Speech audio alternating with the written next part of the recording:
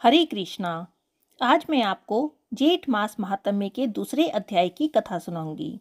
अगर आपने अभी तक पहले अध्याय की कथा नहीं सुनी है तो आप डिस्क्रिप्शन में जाकर उसके लिंक पर क्लिक करके पहले अध्याय की कथा सुन सकते हैं। जेठ मास में जल दान करने का और भगवान सूर्य नारायण की पूजा करने का विशेष महत्व माना जाता है।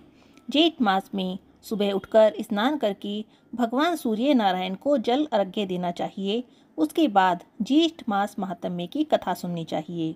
तो आइए सुनते हैं दूसरे अध्याय की कथा। स्कंद जी कहने लगे, हे ऋषियों, ज्येष्ठ मास में देवताओं की संतुष्टि के लिए प्रतिदिन ब्राह्मण को दही और चावल का दान करना चाहिए। चावल और दही के दान की महिमा कहने में तो स्वयं महादेव शिव भी असमर्थ हैं। फिर भी लोक कल्याण के लिए मैं आपसे कुछ बातें कहता हूँ। हे विप्रो, अलकापुरी में गौतम नाम का एक ब्राह्मण रहता था। वह धर्मशास्त्रों और पुराणों का ज्ञाता था, परंतु द्रव्यहीन और महादुखी था। उसने अपने कुटुंब के पालन पोषण के लिए समस्त कर्मों को किया। शुभ तथा अशुभ फलों को जानता हुआ भी वह हर प्रकार के दान को ले लेता था। फिर वह चोरों का साथी हो गया और चोरी करने लगा। लेकिन चोरी करने पर भी जब उसे अधिक धन प्राप्त नहीं हो सका, तब वह दूसरे देश को चला गया। समस्त कुटुंब को त्याग कर वह पाप बुद्धि बलि में दिए जाने वाले प्रेत पिंड से अपनी क्षुधा को शांत करने लगा। इस प्रकार शमशान में रहकर बलि खाने वालों के साथ धर्म को त्याग कर भोजन करने लगा और शक्तिहीन वृद्धावस्था से जीर्ण और शिनायु हो गया। भोजन करने पर उच्छिष्ट पात्रों को तथा समस्त बलिदान देकर उसके अन्न को काकों और दूसरे पक्षियों को देकर स्वेच्छा से उस ब्राह्मण ने स्वयं भी भोजन किया।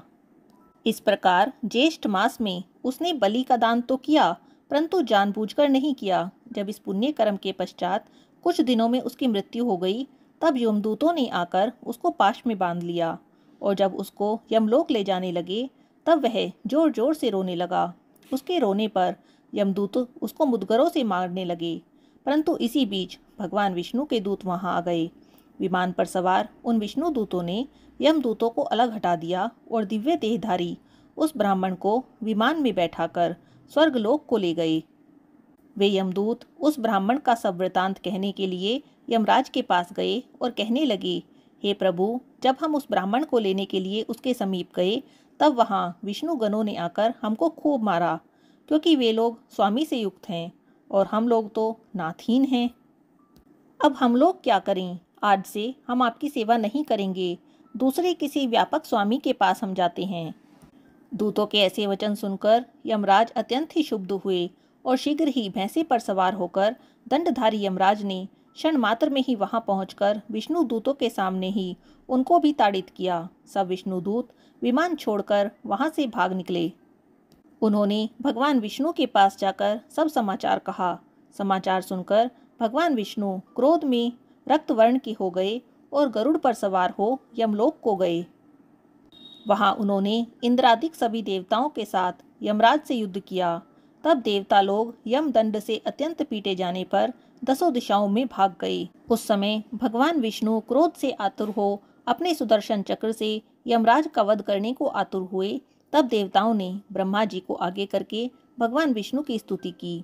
तब स्तुति से प्रसन्न होकर भगवान ने यमराज को जीवन दान दिया। धर्मराज ने भी उस समय भगवान विष्णु को प्रणाम करके कहा कि हे भगवान, मेरे अपराध को क्षमा करें। उसके पश्चात ब्रह्मादिक सभी देवता अपने अपने स्थान को चले गए। तब अज्ञानवश उस ब्राह्मण ने दही और चावल का जो दान किया था, भगवान ने उसके प्रभाव का वर्णन किया। यह अज्ञानवश ज्येष्ठ मास में दही और चावल के दान का ही फल था। यदि जानबूझकर श्रद्धा से दान किया जाए तो उस फल का तो वर्णन ही नहीं किया जा सकता। अतः प्रत्येक उपाय से ज्येष्ठ मास में द्विज जातियों को प्रतिदिन दही और चावल का दान करना चाहिए तथा प्रतिदिन ब्राह्मणों के चरण धोकर सुगंधित चंदन से उनका पूजन करना चाहिए और सुगंधित पुष्पमाला, विविध प्रकार के पान की लस्सी, शरबत आदि से सत्कार करना चाहिए और सुगंध युक्त पंखे से हवा करनी चाहिए। स्कंद जी कहते हैं, हे ब्राह्मणों सुनो, जो इस प्रकार से ज्येष्ठ मास में स्नान दान और पूजन आदि करते हैं, वे लोग भगवान के प्रिय होते हैं और मृत्यु के बाद परम गति को प्राप्त करते हैं। यहाँ पर ज्येष्ठ मास महात्म्य के दूसरे अध्याय की कथा समाप्त होती है। तीसरे अध्याय की कथा का श्रवण हम कल करेंगे। हरे कृष्णा, राधे राधे।